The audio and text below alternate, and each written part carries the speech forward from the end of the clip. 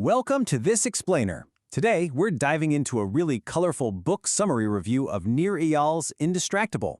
We're going to follow our cartoon hero's quest to figure out a massive truth. Beating distraction isn't about smashing our smartphones, but actually conquering the monsters inside ourselves. Right, so have you ever been completely ambushed by the distraction monster right when you needed to focus the absolute most? You sit down with the best intentions, and boom, suddenly you're an hour deep into your social media feed. Look, we all struggle with it, but you absolutely can learn to reclaim your attention. To really understand distraction, we've got to understand its exact opposite first, which is traction. Traction is just any action that intentionally moves us toward what we actually want in life. Picture our cartoon hero here, confidently marching forward on this bright, colorful path toward their goals. That is traction. Now on the flip side, we have distraction. This is literally anything that pulls us away from what we intend to do. You can imagine distraction as these chaotic, messy scribbles dragging our hero backward, pulling them completely off course. And here is where we uncover the true villains of the story. See, most people think distraction is just caused by external devices, the environmental pings, dings, and rings. But the real root cause? It's actually internal triggers. Distraction is very often just an unhealthy escape from these sneaky internal emotion monsters whispering in our ears, things like boredom, loneliness, or anxiety.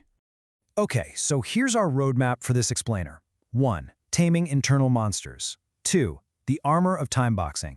3. Defeating external pings. 4. The final safety net. And 5. The indistractable real world. Let's jump right into Section 1, Taming Internal Monsters and Stopping the Run from Uncomfortable Feelings. So, if we don't learn to deal with the discomfort that drives us to check our phones, we're always going to find some way to get distracted. We have to view our impulses not as something to suppress, but to actually manage. Instead of just running away from a boring task, we need to reimagine the trigger and the task itself. Try to find the play or the challenge within it. By recognizing that we control our reactions to discomfort, we tame those internal monsters. That's the very first real step toward true focus. Moving right along to Section 2, the armor of timeboxing. Because you cannot claim you are distracted unless you know exactly what you are distracted from. All right, let's build out our next tool. We all have exactly 168 hours in a week, right? And if we rely on these endless to-do lists, we fail because they completely lack time constraints. If we don't plan our day and strap on that timeboxing armor, I guarantee someone else, like your boss or a social media algorithm, will gladly plan it for you. To fix this, we should build a weekly calendar template. Instead of just throwing down tasks, try scheduling your values across 3 core domains of life: self, relationships, and work. This means literally carving out specific blocks for sleep and exercise, plus time for family and deep work. By making structured time for traction, we're giving our hero's brain a very clear, colorful path to follow.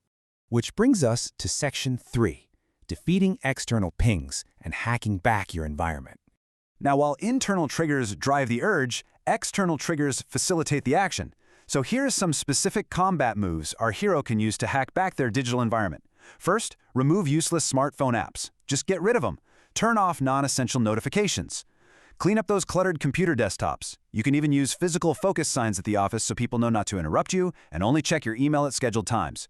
We love to blame the tools, but we actually have the power to customize our devices to serve us, which creates a kind of sanctuary where focus can actually flourish. All right, Section 4, the final safety net. This one is all about making pacts to lock in your focus.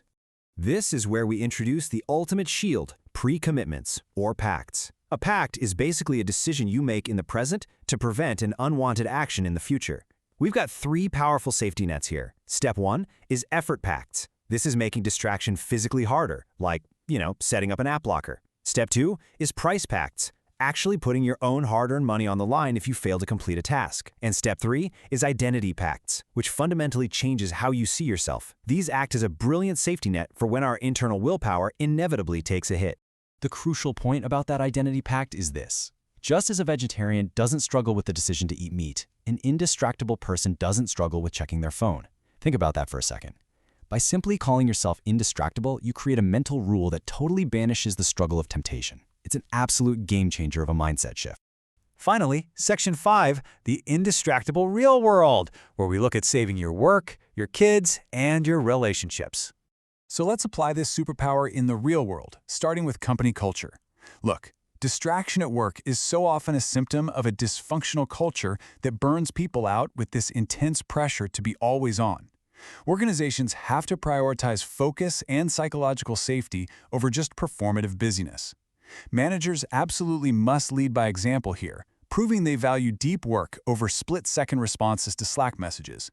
Because honestly, when a culture demands constant availability, true focus is literally impossible.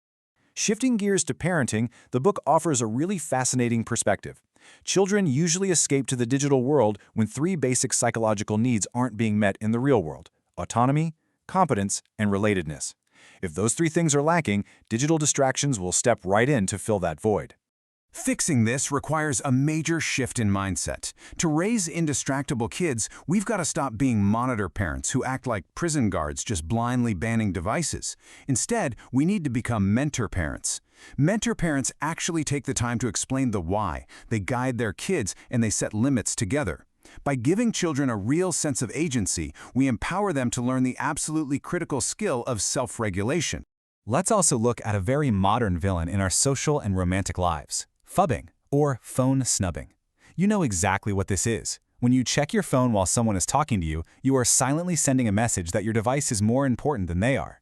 Way too often, we're using our screens to just avoid the vulnerability of actual real-world connection.